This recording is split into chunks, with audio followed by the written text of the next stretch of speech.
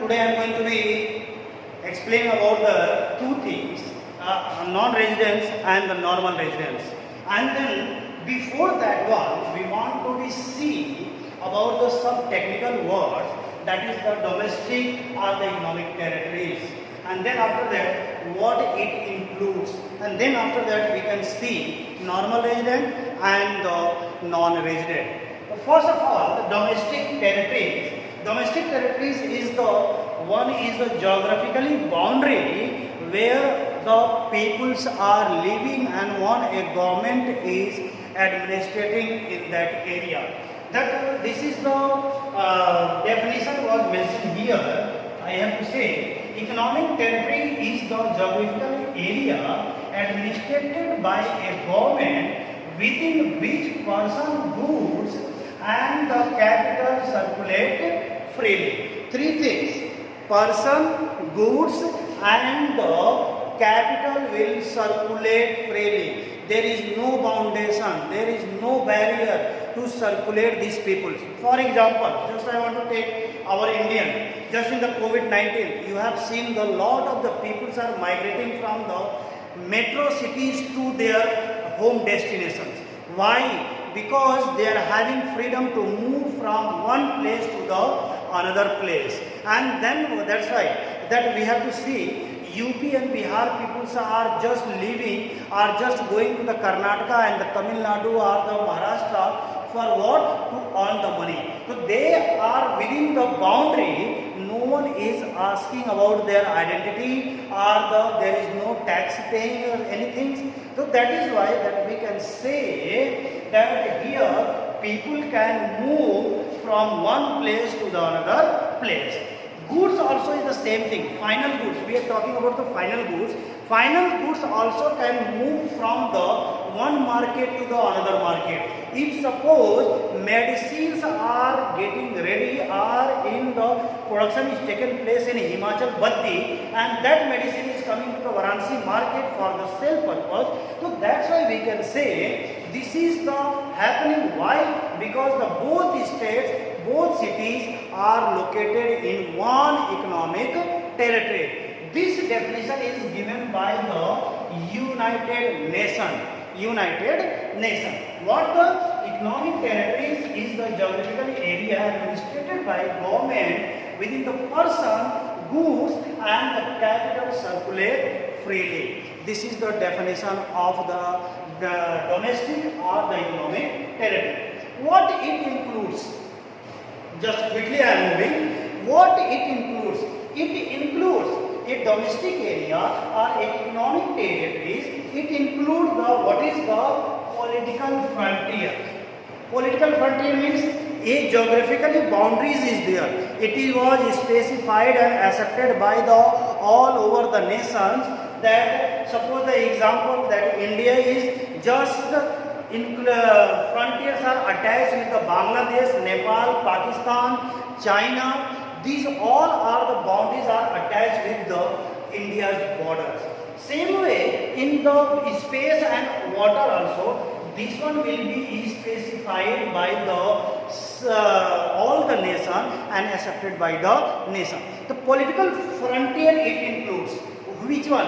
Economic territory. Then after that, what is the thing? It includes the embassies, then consulate, military bases, etc. located abroad. It includes, suppose that our example that we are, I don't know how many you knows or not, that is the one United Nations militaries are there, where the all nations militaries are participating in that for the peace, for the we have to say the against the home violence. So these all are the things. Each one will be included. Our embassies are just located into China, Pakistan, Bangladesh, America, then Russia, then UK. Different countries our embassies are there. Consulates are there. This one also will be working with this embassies. Military base our military base are in the different countries. Just like we are sending sometime our military base to the Sri Lanka. We are sending our military base with the United Nations with the South Africa continent. So these all are the influence here. The first is the political frontier, second one is the embassies, consulates, military base, etc. located abroad. Then what is that? Ships, aircraft, etc. operated by the residents between the two or more countries. Ships already you know, the ships are just is the waterways transport, and it goes via the one nation to the many nation, and the owner is the resident of the country.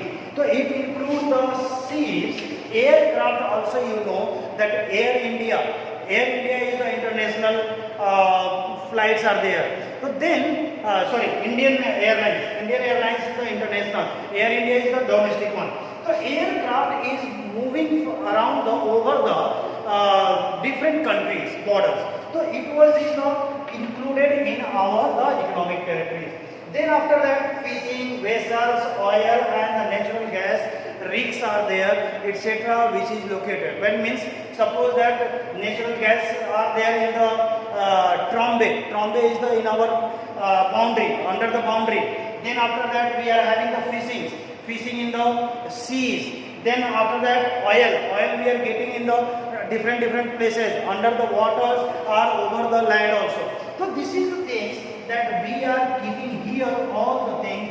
These all are the different things are included into the domestic territories and the economic territory. Now I am going to talk about the normal resident of a country. Who are the normal resident of country? Example, you are the normal resident of the country.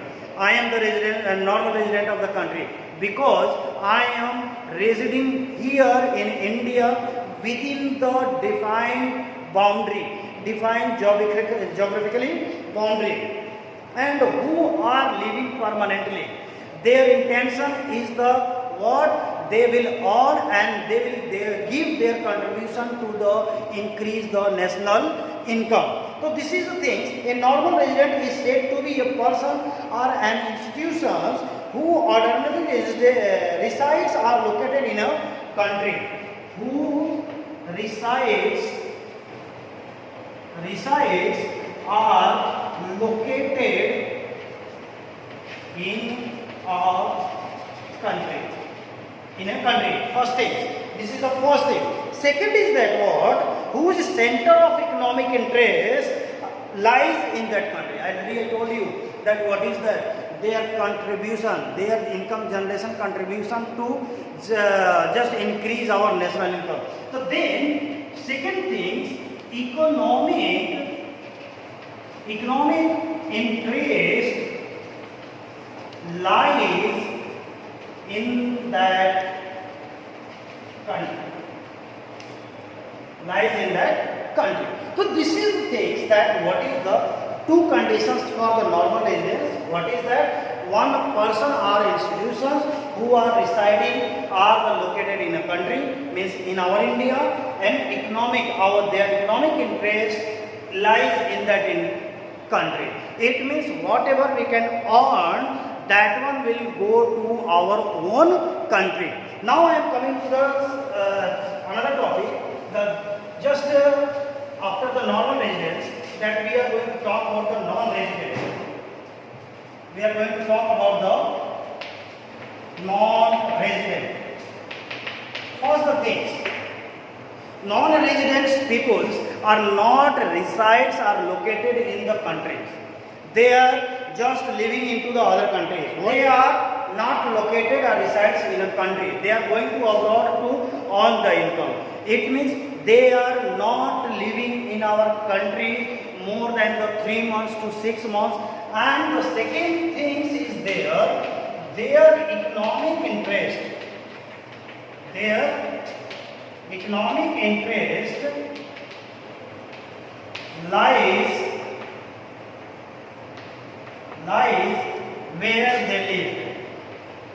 where they live.